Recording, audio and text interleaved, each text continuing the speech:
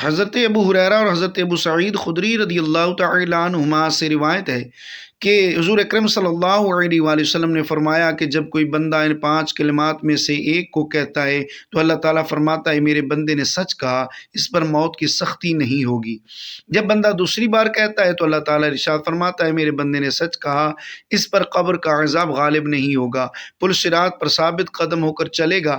جب بندہ تیسری بار کہتا ہے تو اللہ تبارک و تعالیٰ ارشاد فرماتا ہے میرے بندے نے سچ کہا، اس پر میزان عمل آسان ہوگا۔ اور جب بندہ چوتھی مرتبہ کہتا ہے تو اللہ سبحانہ و تعالیٰ ارشاد ربانی ہوتا ہے کہ میرے بندے نے سچ کہا تو میں اس کی اور اس کے والدین کی بخشش فرما دیتا ہوں، اگر ان کے گناہ سمندر کے جھاگ کے برابر کیوں نہ ہوں۔ جب بندہ 5ویں مرتبہ کہتا ہے تو اللہ رب العالمین ارشاد فرماتا ہے میرے بندے نے سچ کہا، اسے دوزخ کی آگ نہیں چھوئے گی اور جنت کے تمام دروازے کھول دیے جائیں گے۔ حدیث بخاری شریف کتاب الاستسقاء۔ بسم اللہ الرحمن الرحیم۔ السلام علیکم ورحمۃ اللہ۔ ناظرین، محترم ناظرین، حضرت علی رضی اللہ تعالی عنہ نے فرمایا رسول خدا صلی اللہ تعالی علیہ وسلم ہمارے گھر تشریف لائے، میں اور فاطمہ اکٹھے بیٹھے ہوئے تھے، میں دال صاف کر رہا تھا تو رسول خدا صلی اللہ تعالی علیہ وسلم نے فرمایا اے ابو الحسن، میں نے عرض کیا یا رسول اللہ صلی اللہ علیہ وآلہ وسلم فرمائیں۔ آپ نے فرمایا میری بات غور سے سنو، میں حکم خداوندی کے علاوہ کچھ نہیں کہتا ہوں۔ آپ نے فرمایا جو مرد اپنی بیوی کے گھریلو کاموں میں مدد کرتا ہے تو اللہ تعالیٰ اس مرد کے جسم کے ہر بال کے بدلے 1 سال کی عبادت کا ثواب دیتا ہے کہ جس میں دن کے روزے اور رات کی نماز میں مشغول ہو۔ امام امیر المؤمنین حضرت عثمان غنی رضی اللہ تعالی عنہ فرماتے ہیں جب مرنے والے آدمی کی موت کا وقت قریب آ جائے تو اسے کلمہ شہادت لا الہ الا اللہ کی تلقین کرو، کیونکہ اگر موت کے وقت کسی آدمی کا خاتمہ اس کلمہ پر ہو تو یہ کلمہ اس کے لیے جنت میں جانے کا زاد راہ ہے۔ امیر المومنین حضرت عمر فاروق رضی اللہ تعالی عنہ فرماتے ہیں اپنے مرنے والوں کے پاس جایا کرو اور ان کو نصیحت کرو، کیونکہ وہ جو کچھ دیکھتے ہیں وہ تمہیں نظر نہیں آتا، اور ان کو لا الہ الا اللہ پڑھنے کی تلقین کرو۔ حضرت ابو ہریرہ رضی اللہ تعالی عنہ فرماتے ہیں کہ میں نے رسول خدا صلی اللہ علیہ وآلہ وسلم کو فرماتے ہوئے سنا ہے کہ ایک مرنے والے آدمی کے پاس ملک الموت آیا اور اس نے اس کے دل میں غور سے دیکھا، لیکن ملک الموت کو اس کے دل میں کوئی چیز نظر نہ آئی۔ پھر ملک الموت نے اس کے جبڑوں کو کھولا تو اس کی زبان کا کنارہ تالوں کے ساتھ لگا ہوا پایا اور وہ لا الہ الا اللہ پڑھ رہا تھا۔ چنانچہ اس آدمی کی اس کلمہ اخلاص کے سبب مغفرت ہو گئی۔ کلمہ کی تلقین کرنے والے آدمی کو چاہیے کہ تلقین کرنے میں سختی اور زیادہ اصرار نہ کرے، کیونکہ بعض اوقات مریض کی زبان نہیں بول سکتی اور اس کے لیے زبان سے لفظ نکالنا مشکل ہو جاتا ہے، جس کا نتیجہ یہ نکلتا ہے کہ وہ تلقین کو بوجھ سمجھنے لگتا ہے اور کلمہ طیبہ سے نفرت کرنے لگتا ہے، اور اس صورت میں یہ خدشہ ہوتا ہے کہ یہی بات اس کے سوء خاتمہ کا سبب نہ بن جائے۔ اس کلمہ کا معنی یہ ہے کہ آدمی کو اس حال میں موت آئے کہ اس کے دل میں اللہ کے سوا کچھ نہ ہو، جب اس واحد حق ذات کے سوا اس کا کوئی مطلوب نہیں باقی نہیں رہے گا تو اس کا موت کے ذریعے اپنے محبوب کی طرف آنا اس کے حق میں انتہائی درجہ کی نعمت ہوگا۔ اور اگر انسان کا دل دنیا کے مال و متاع میں مشغول، دنیا کی نعمتوں کی طرف متوجہ اور دنیا کی لذتوں پر افسوس کر رہا ہو اور زبان کی نوک پر کلمہ جاری ہو لیکن اس کا دل اس کی تصدیق نہ کر رہا ہو تو ایسے آدمی کا معاملہ مشیت الہی کے خطرہ میں جا پڑتا ہے، کیونکہ محض زبان کی حرکت بہت کم فائدہ دیتی ہے سوائے اس کے کہ اللہ تعالیٰ قبولیت کے ذریعے فضل و کرم فرما دے۔ موت کے سبب موت کے ذریعے انسان پر وہ کچھ منکشف ہو جاتا ہے جو زندگی میں اس پر منکشف نہیں تھا، جس طرح جاگنے والے انسان پر وہ کچھ منکشف ہو جاتا ہے جو نیند کی حالت میں منکشف نہیں ہوتا۔ یہ سب لوگ سوئے ہیں، جب مریں گے تو جاگ جائیں گے۔ موت کے ذریعے انسان پر جو چیز منکشف ہوتی ہے وہ اسے نفع اور ضرر پہنچانے والی اس کی نیکیاں اور گناہ ہیں، اور یہ سب کچھ اس کے دل کے پردوں میں لپٹی ہوئی کتاب میں لکھا ہوتا ہے، جن پر مطلع ہونے سے دنیا کے شواغل اسے روکے ہوئے تھے، لیکن جب دنیاوی مشاغل منقطع ہو گئے تو اس کے تمام اعمال اس پر منکشف ہو گئے۔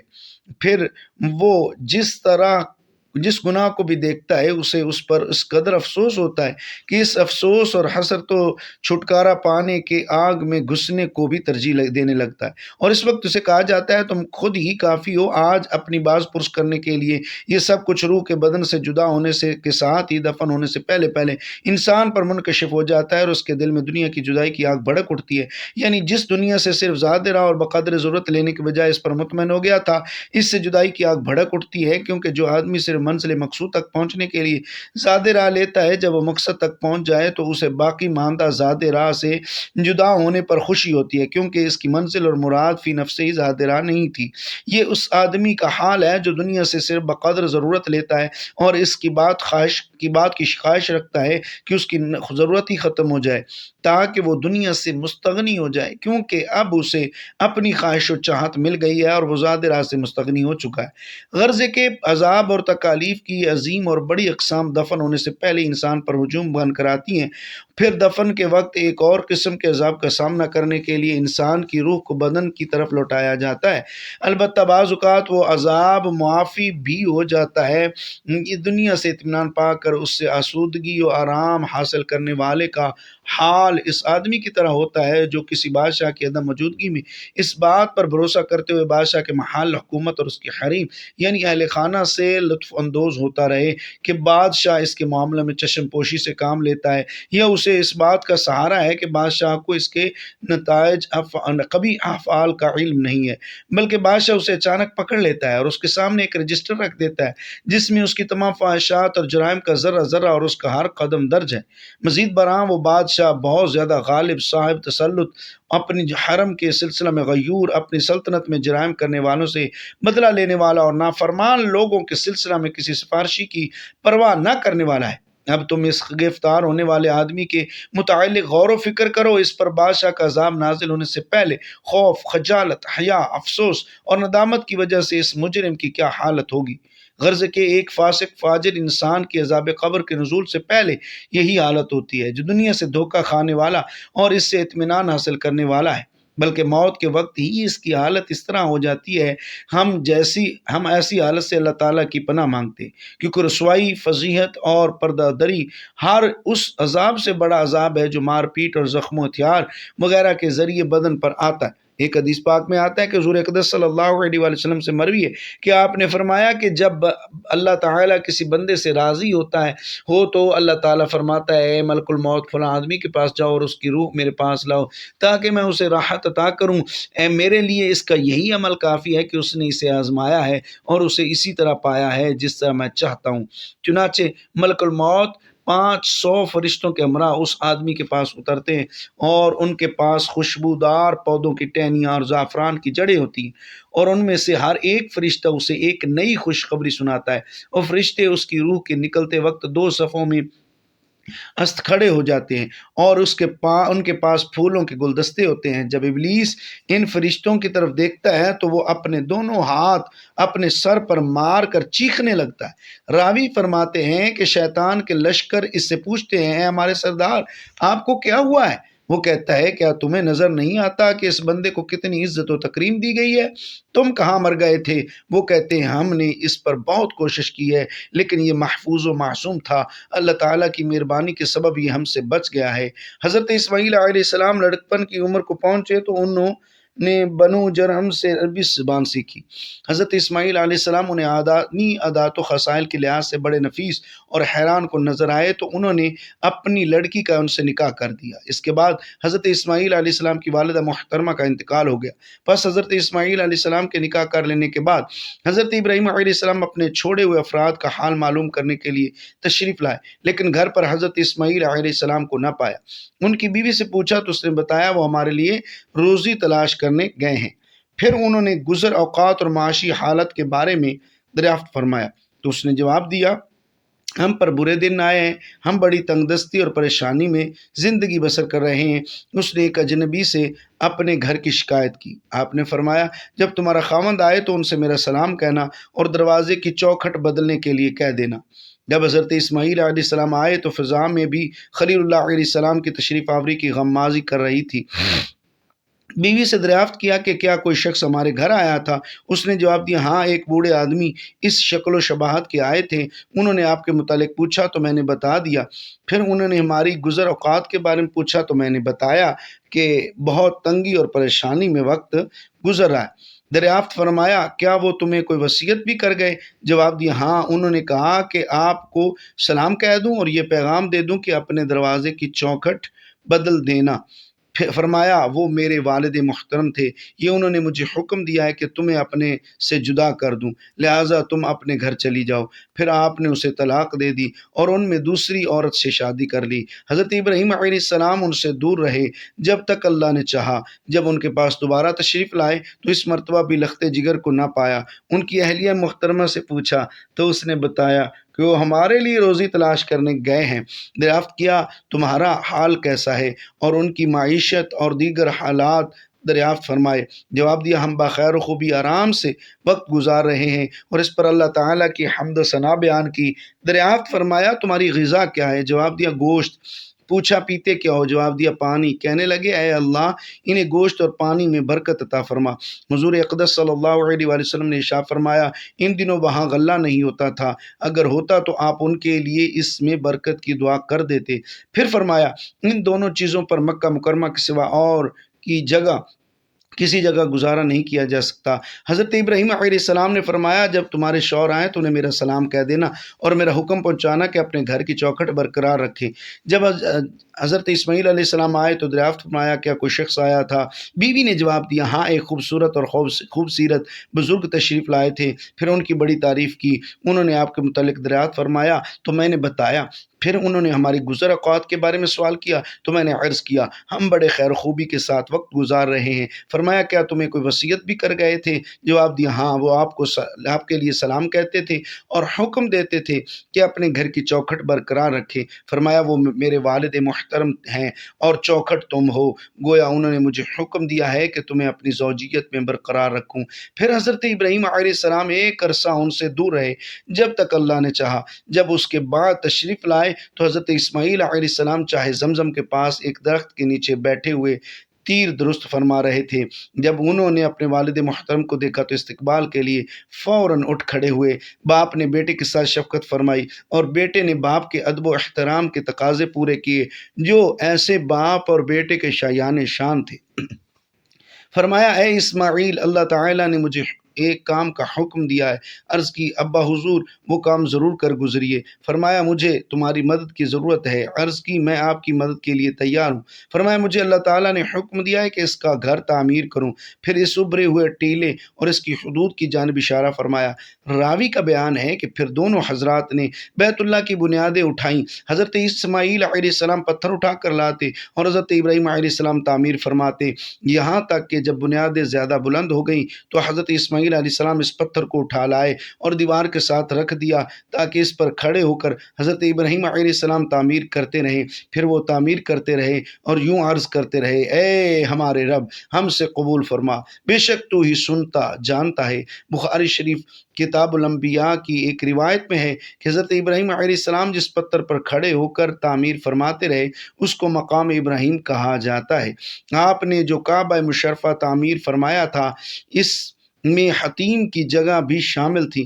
جب اس بعد میں قریش مکہ نے نکال دیا، حضور نبی کریم صلی اللہ علیہ وسلم نے حضرت عائشہ صدیقہ رضی اللہ تعالیٰ عنہ سے فرمایا کیا تم نے نہیں دیکھا کہ تمہاری قوم نے کعبہ مشرفہ کو تعمیر کیا تو حضرت ابراہیم علیہ السلام کی بنیادوں سے کم کر دیا ہے؟ انہوں نے عرض کی یا رسول اللہ صلی اللہ علیہ وسلم آپ اسے ابراہیمی بنیادوں پر کیوں تعمیر نہیں کروا دیتے؟ فرمایا ایسا کیا جاتا اگر تمہاری قوم کا زمانہ کفر نزدیک نہ ہوتا۔